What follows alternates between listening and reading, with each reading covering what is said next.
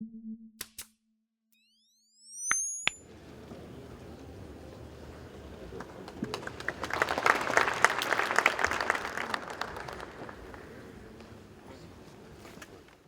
и господа, в этом году мы отмечаем... Այս տարի մենք նշում ենք արևելյան լեզուների Լազարյան ճեմարանի 200-ամյակը, որն ստեղծվել է հայտնի հայ ազնվական դինաստիայի Լազարյանների կողմից։ Անչափ խորհրդանշական է, որ Լազարյան ճեմարանի 200-ամյակը Երևանյան միջազգային համաժողովի գլխավոր թեման է։ Ինձ համար հատկապես հաճելի է նշել, որ այսօր ևս արևելագիտության դպրոցը շարունակում է Լազարյան ճեմարանի բարի ավանդույթները։ Հայաստանի արտաքին քաղաքականությունը ավանդաբար հիմնվում է բարիդրացիության, գործընկերության, թափանցիկության եւ հավասարակշռության, մեր տարածաշրջանում շահեր ունեցող ուժերի ոչ թե հակադրման, այլ համադրման սկզբունքների վրա։ Այս քաղաքականության իրականացման գործում առաջնային տեղերից մեկը տրվում է Ռուսաստանի Դաշնության հետ ռազմավարական գործընկերության համակարգված եւ հետեւողական խորացմանն ու ընդլայնմանը։ Մենք շարունակում ենք արդյունավետ փոխգործակցություն ծավալել միջազգային եւ տարածաշրջանային կազմակերպությունների շրջանակներում։ Այդ փոխգործակցության նոր խթան դարձավ Եվրասիական տնտեսական միության ձևավորումը եւ հավաքական անվտանգության մասին պայմանագրի գործունեության ակտիվացումը։ Հայաստանը մեծ պատասխանատվությամբ է վերաբերում ՀԱՊԿ-ում իր նախագահությանը եւ բծախնդրորեն մոտեցավ առաջիկա 4 տարիներին Եվրասիական տնտեսական միության հանձնաժողովի կոլեգիայի նախագահի տեխնացուի ընտրության հարցին։ Վստահ եմ, որ մեզ կհաջողվի մեր լումաններ դնել ինտեգրացիոն գործընթացների հետագա առաջխաղացման գործում ի շահ մեր երկրների ժողովուրդների։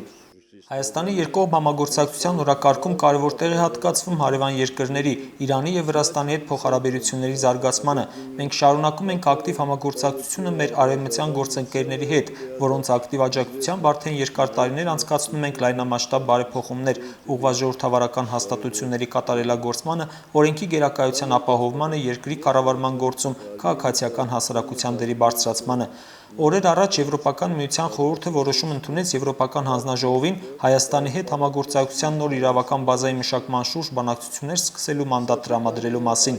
Կցանկանայի անդրադառնալ մեր արտաքին քաղաքականության եւ ազգային անվտանգության կարևոր հարցերից մեկին՝ Լեռնային Ղարաբաղի հիմնախնդրի կարգավորման անհրաժեշտությանը։ Լեռնային Ղարաբաղի ժողովուրդը պայքարում է իր ինքնորոշվելու անկախտելի իրավունքի համար, իրավունքի, որն ամրագրված է ՄԱԿ-ի կանոնադրության եւ այլ միջազգային հիմնարար փաստաթղթերում։ Ադրբեջանի հավակնությունները Լեռնային Ղարաբաղի հանդեպ զուրկ են որևէ պատմական, իրավական, քաղաքական եւ բարոյական հիմնավորումներից։ Դարեր շարունակ Լեռնային Ղարաբաղը համառ պայքարի գնով ապացուցել է իր ազատ գոյության իրավունքը։ Լեռնային Ղարաբաղը երբեք չի եղել անկախ Ադրբեջանի կազմում, քանի որ այդպիսի երկիր պարզապես գոյություն չի ունեցել։ Սովետական միության փլուզման պահին ադրբեջանական խորհրդային սոցիալիստական հանրապետության վարչական տարածքում ձևավորվել են երկու անկախ եւ իրավահավասար սուբյեկտ՝ Լեռնային Ղարաբաղի հանրապետությունը եւ Ադրբեջանի հանրապետությունը։ Հանդիպելով ղարաբաղցիների հերոսական հակամարտությանը եւ ռազմական գործողությունների արդյունքում կորցնելով մի քանի հազար քառակուսի կիլոմետր տարածք եւ ավելի շատ կորուստների սպառնալիքների ներքո Ադրբեջանը ստիպված եղավ սկսել ուղիղ բանակցություններ Լեռնային Ղարաբաղի ղեկավարության հետ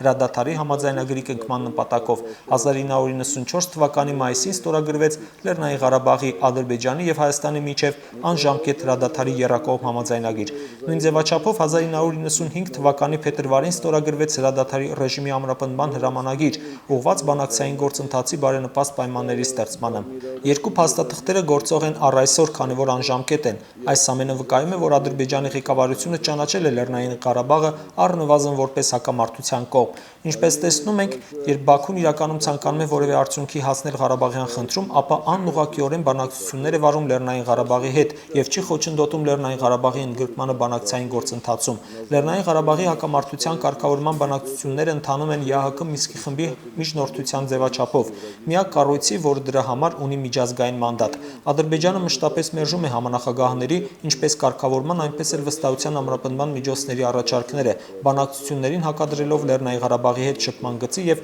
Հայաստանի սահմանի իրավիճակի լարվածության աճը, ինչը հանգեցնում է բազմաթիվ զոհերի, այդ թվում խաղաղ բնակչության մեջ։ Վերջին շրջանում Ադրբեջանը ծանր հրետանու օգտագործմամբ անցել է իրավիճակի լարման նոր փուլի։ Այս գործողություններով Ադրբեջանը ոչ միայն խախտում է խնդրի խաղաղ կարգավորման հիմնարար միջազգային պարտավորությունները, ուժի կիրառումից կամ դրա կիրառման սպառնալիքից ձեռնպահ մնալը ամրագրված ՄԱԿ-ի կանոնադրությամբ, Հելսինկյան եզրափակիչ ակտում, միջազգային իրավունքի սկզբունքների մասին հռչակագրում եւ այլ փաստաթղթերում, այլև խախտում է եռակողմ համաձայնագրի շրջանակներում ընդունած պարտավորությունները, լիովին արհամարհելով ԵԱՀԿ Մինսկի խմբի համանախագահ պետությունների կառույցների նախագահների բազմաթիվ կոչերը։ Իր ապակառուցողական դիրքի արդարացման նպատակով ադրբեջանական կողմը ընտրողաբար հիմնվում է ՄԱԿ-ի անվտանգության խորհրդի 4 բանաձևերի վրա, որոնք ընդունվել են 1993 թվականին թեժ ռազմական գործողությունների ժամանակ, միտումնավոր խեղաթյուրելով այդ բանաձևերի էությունը։ Վերոնշվածից ակնհայտ է, որ հենց Ադրբեջանի իշխանությունները չեն կատարել ՄԱԿ-ի անվտանգության խորհրդի հիմնական պահանջները, այդուհանդերձ անամոթաբար հիմնվում են այդ բանաձևերի վրա, համատեքստից դուրս ընտրողաբար մեկնաբանում դրանց առանձին դրույթները։ Ուզում եմ ավարտել ելույթիս այս հատվածը նորից հաստատելով Հայաստանի հավատարմությունը հակամարտությունը բացառապես խաղաղ բանակցությունների միջոցով կարգավորելու հարցում։